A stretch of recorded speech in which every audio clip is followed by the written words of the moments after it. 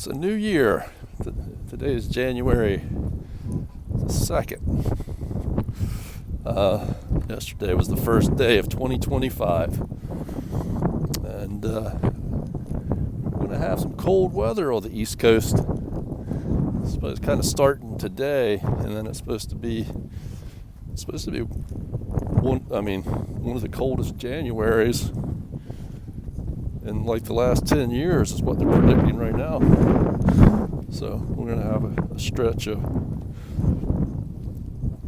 pretty, windy and cold. So that's kind of, some people like that. I kind of like that, We had a really warm winter last year. But, start of a new year, it's sometimes for a lot of people it's a time to set goals and plan things out. We do things on a year. That's pretty kind of interesting because it's not just a number on a calendar. Things do reset themselves every year, The nature goes through cycles, winter, spring, summer, fall. I don't know why they chose this time of year specifically to be the first of the year. They could have done it. They could have paid any place on the calendar the first day of the year. I kind of would have thought, they would have used one of the first days of one of the seasons maybe. But so I don't know exactly why January 1st became the first, but it did. It probably has also something to do with when they redid the calendars back in the Egyptian times, Babylonian times. They had a 360-day calendar, but they were noticing that things weren't quite lining up right, and so they changed the calendar to a 365-day-a-year calendar. And back then, they only saw, at least in Egypt, they saw things instead of in 4 seasons, they marked things as 3 seasons because they basically had a wet season, I guess, a growing season and a planting season and a growing season, something like that. So it was because of the way the climate went, they broke things into 3 seasons rather than 4 seasons. 4 seasons make a lot of sense because it goes with the precession of the earth, the changing from the sun being at the most southern angle if you're in the north to the equator, back to the tropical Cancer, and then back the other way. So the 4 seasons make a lot of sense, really. But setting goals, whether it's at New Year's or at any point in your life, or any time you're starting off on a new journey, or even in the middle of a journey, to stop and take a moment to reevaluate your goals. It's been shown, not just anecdotally, but with a lot of study too, to be one of the most effective things for humans to do. And I know everybody's got a different way that they go through life, but setting goals does seem to be something that you will see a lot with people who accomplish things that seem like they're big challenges. Usually they have some way of actually recording those goals. They write them down. That's probably the most common way to do it. But there's also been a lot of research done on the effectiveness of actually, in combination probably with writing, but drawing out your goals, like actually into like a picture. It doesn't have to be anything super fancy. But that for some reason has... it's not hard to really imagine why, but it has a profound effect for some people. Is to actually draw your goals out. So you write them down. Some things are probably easier to just write down. I mean, but maybe things that are maybe the end goal or the thing that you want to see all come together. And in a lot of occupations, you don't even realize that you're doing it, but there's a lot of things that actually, by the nature of what you're doing, require drawing them out. So, like if you're building a house or building anything, almost always you have a plan and an image of what that final product's going to look like. And so in that sense, you're doing that process of drawing out your goal. You might not really call it that, just call it the blueprint or the plan, but it's really an image of your final goal, and you can see how much it helps in something like that. But when you get to things that are a little more abstract, you still can draw them out. It just might not be an exact thing that you have at the end, but it may be more of like your the way that you visualize just the different elements of things in your life coming together in a certain way. And it may take a lot longer than you think for some things to come together. But if you have a clear picture of where you're going and a good map, you can think of goals as being a lot like a map. There again, a map is also usually a picture drawn out, and that helps a lot. It helps a lot with accomplishing your goals. So you can think of these things where they really work in a very direct way, like drawing a map or a plan for a house, whatever.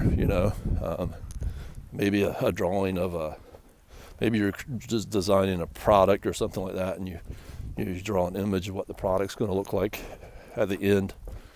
I mean, those things are obvious for why you do them, but it's the same. It is the concept in action. So when you try to think of things a little more like, generally speaking, where are all these important elements of your, what they call like the social, the spiritual, the physical, so, how you're going to be healthy, taking care of your body and having relationships with your friends and family, and your relationship with God and nature, your internal your relationship with your self-awareness, your mental health, all these things. What do they look like as a picture if you draw them out? What area might you want to be living in? What kind of end result of your work, your occupation, would you want to come from that? How are you going to give back to the world, and all of those things? You can draw those out too. The picture just might not look as exact as like drawing a picture of a structure or as an actual map or a geographic map. But you can still make a map. It's just more of a abstract map or an abstract picture or plan of where you're trying to get to, and it can incorporate both too. You can draw out that picture, and there can be elements within that. Within that picture of your life goals, there might actually be a little drawing of the house that you want to within that. So you may have a mixture of these things. But there's a lot of study done on that, and people celebrate the first of the year all around the world. That's probably the most common holiday that everybody in the world has, because there's a lot of the world that's not the Christian world, so they don't really celebrate Christmas. There's usually something around that time of year that other people do celebrate. But but New Year's is kind of most of the world, almost everybody in the world, maybe with a few exceptions of a few little tribes and things, use the same calendar.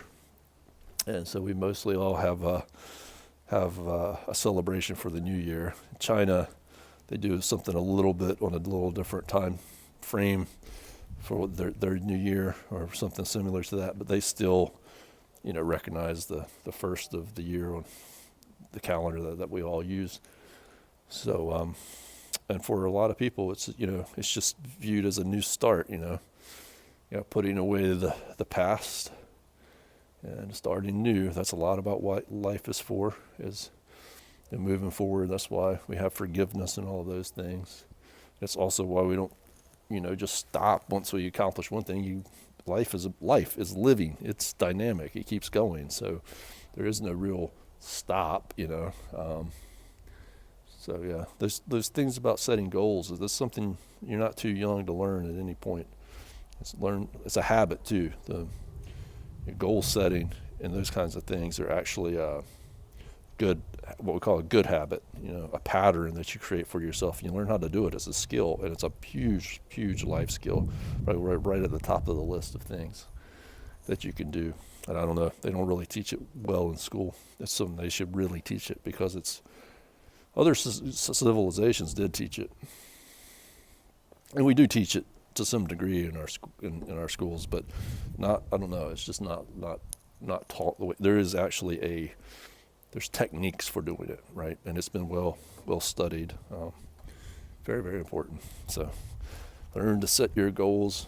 Do it however you can, and then you also come back and reevaluate them. So you have little goals, intermediate goals, and you have big goals, and you can have them for very precise and specific things, and you can have them for big things, but put them into a format that your brain can kind of talk to itself about, or read to itself about, or so it's kind of like you're your own guide. You have to learn how to kind of guide yourself. And then there's a lot of goals that it's better to keep them just between you and yourself. It's hard for other people to see where you're going with a lot of your goals. And then there's other goals that are team goals, and then there's also kind of a technique to when you start sharing goals with more people. As you hit certain levels of success with your goals, then there's a point where you might have to bring in more people, and then you have to create new goals. So there's a whole art in creating goals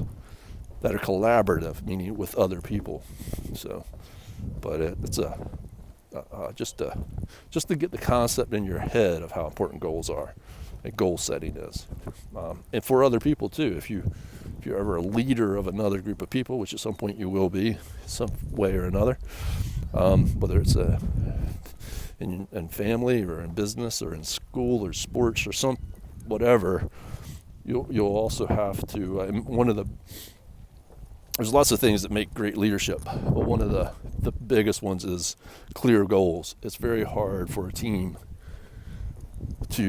or a group of people to accomplish something if they haven't got a clear set of goals. And sometimes the goals, depending on the kind of mission that you're on, sometimes the goals mostly just come from the leader, or come down from a top-down approach. But in a lot of cases, you have to incorporate. You kind of start with a general idea of where you're trying to get to, and then you have to incorporate different people's input, because they have special insights into things, into creating those goals. So the goal creation becomes from the input of everybody that's working together. But still, the leader has to learn how to organize those, and it's a real important skill to learn that too. Anyhow, I love you, and Happy New Year, Happy 2025.